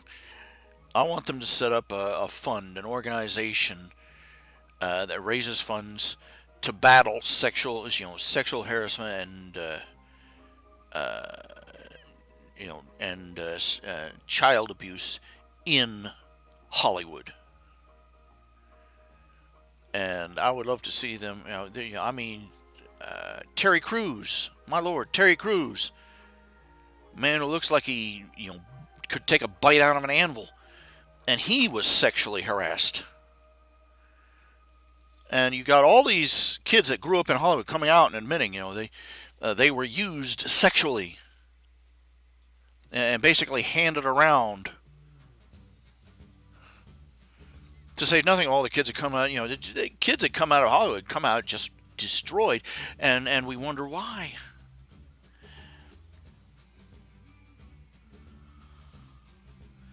And I would love to see one of these multi-billion-dollar actors and stars, get pissed and start getting together.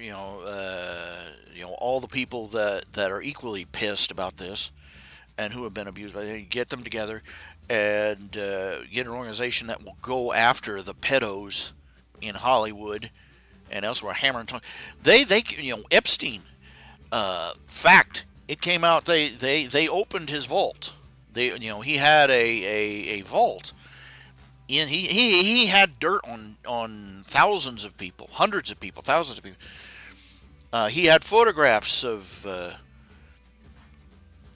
various celebrities and politicians from around the globe with their various favorite children in his vault. And he had meticulous records of it all. He owned, if and I guarantee you, every last bit of that is going to disappear unless somebody steps forward and goes after him. That is frightening to realize that our media and our governments are being manipulated on an epic scale by pedophiles.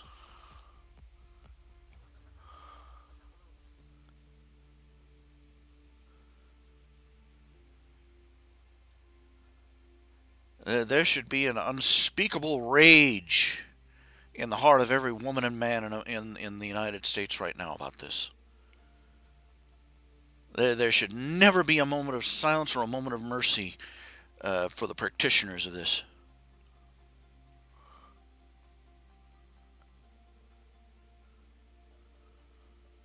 We got to find a way to make it impossible to bury this ever again.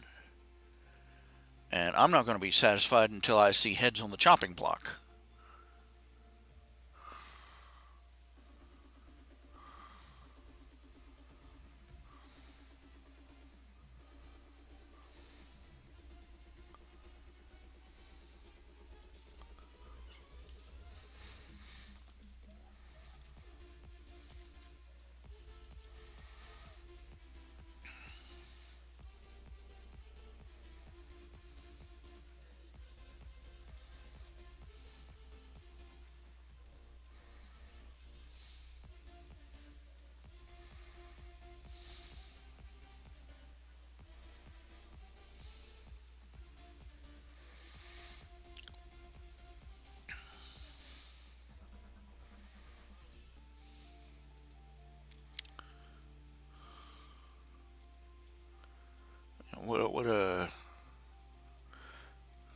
What a heartbreaking world.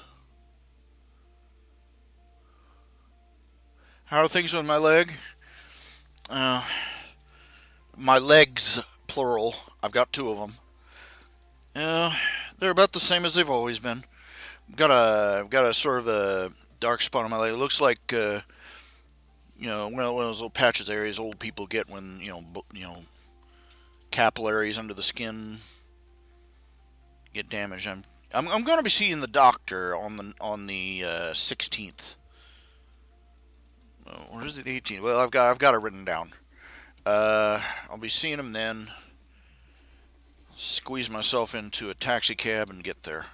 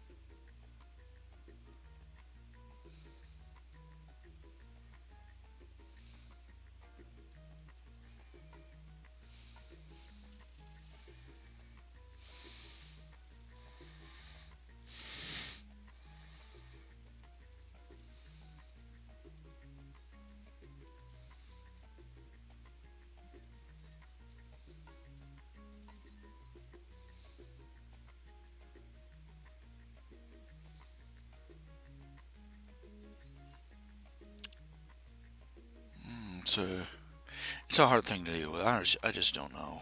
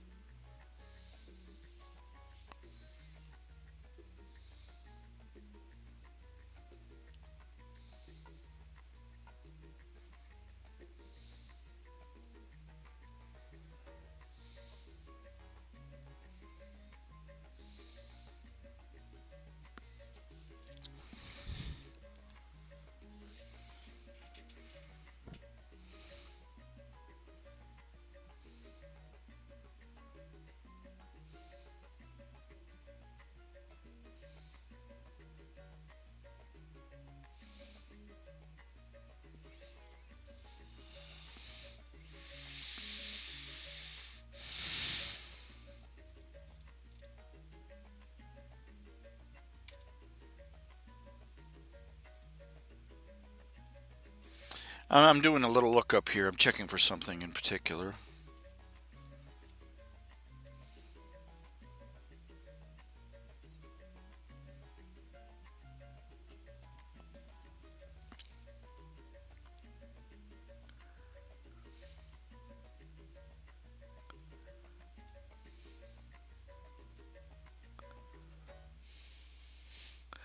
Uh, Nothing of import. Nothing of import. Let's see.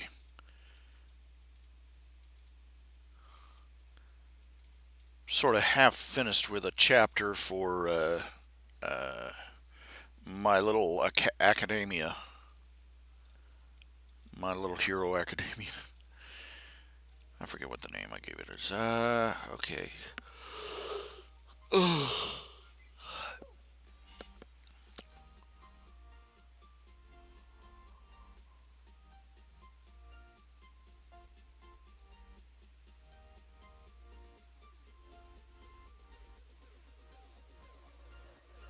I've seen lots of footage of the fire, people just running out and just grabbing koalas off the trees to save them.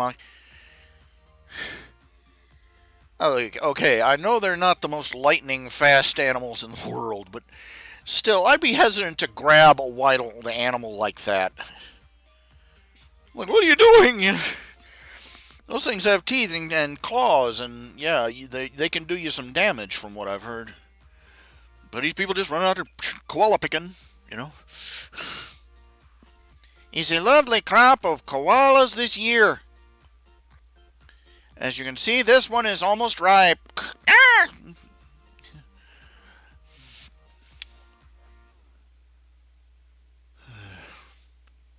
It's, beg your pardon.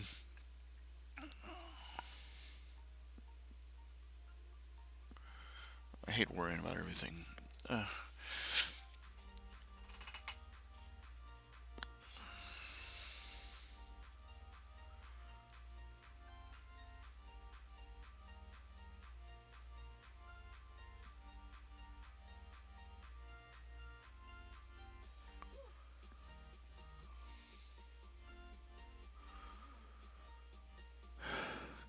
Well, it's about 3 in the morning, 3:30 in the morning, and I'm running out of steam.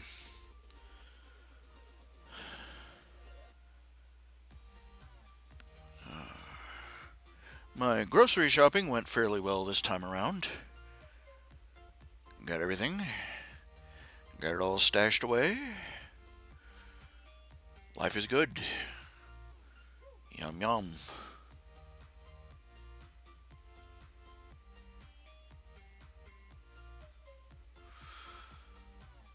Uh, You'll have to excuse me.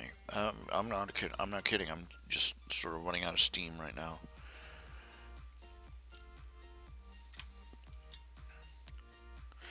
In the world of gaming, I've been playing a little World of Warcraft. Finally, been made a.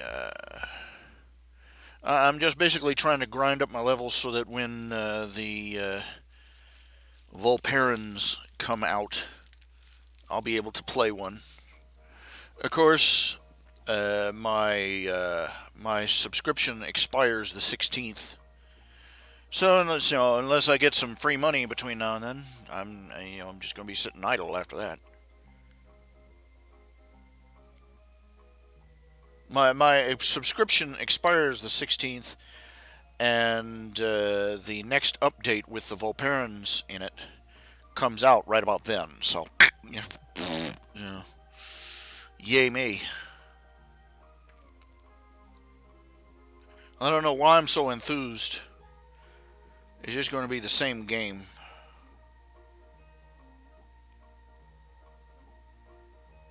They've got a new expansion that you can pre-order now. The Shadow Realms. Dun dun dun. It's basically supposed to be that everybody's favorite lunatic, the Banshee Queen, has shattered the divide between life and the afterlife, and basically you get to look around the afterlives of the World of Warcraft.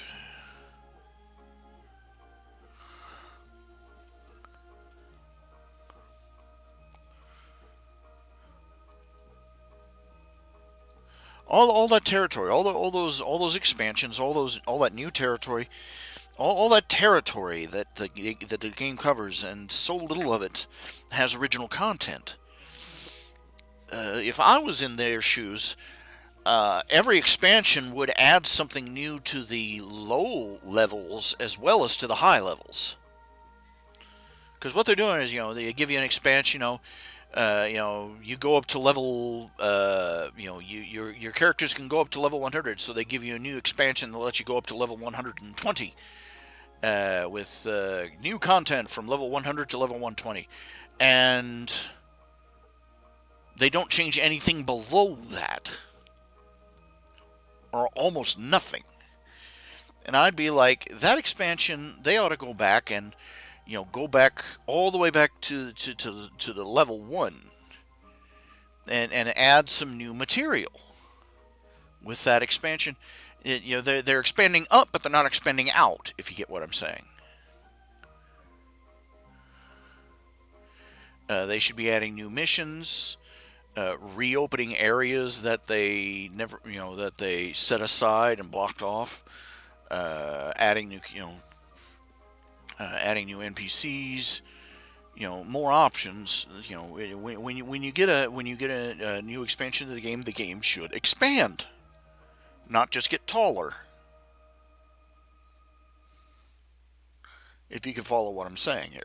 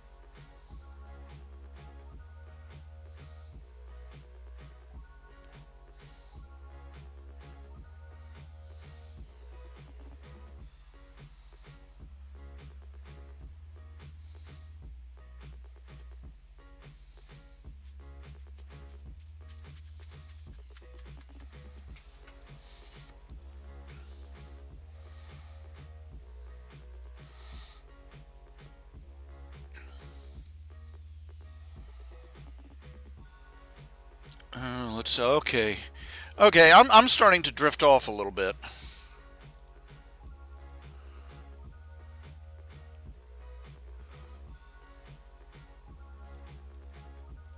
So I think I'm going to go ahead and call it a night.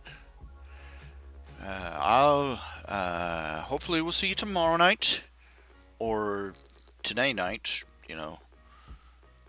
Friday night.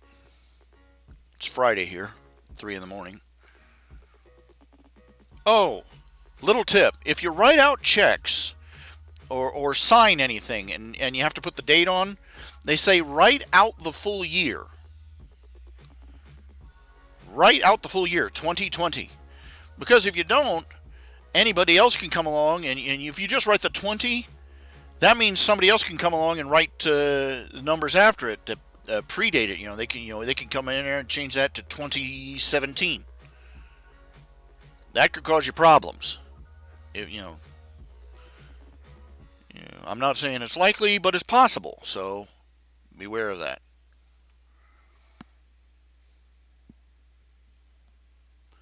I'm going to have to watch that myself.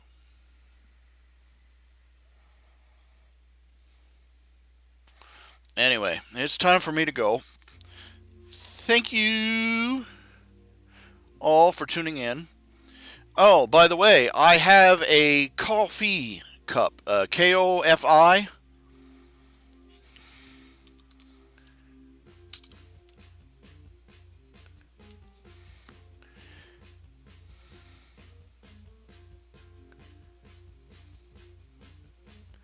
So if you ever just want to drop a couple of bucks in,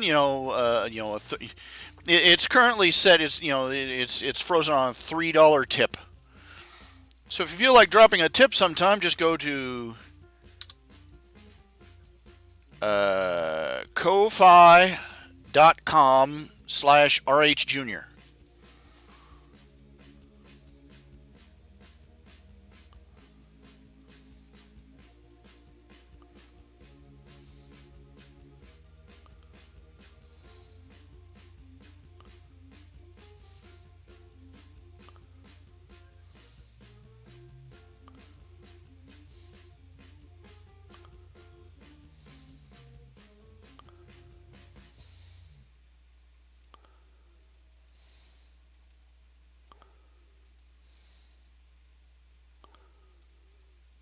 There, it's up there in the upper right corner. http slash ko-fi.com/RHJunior.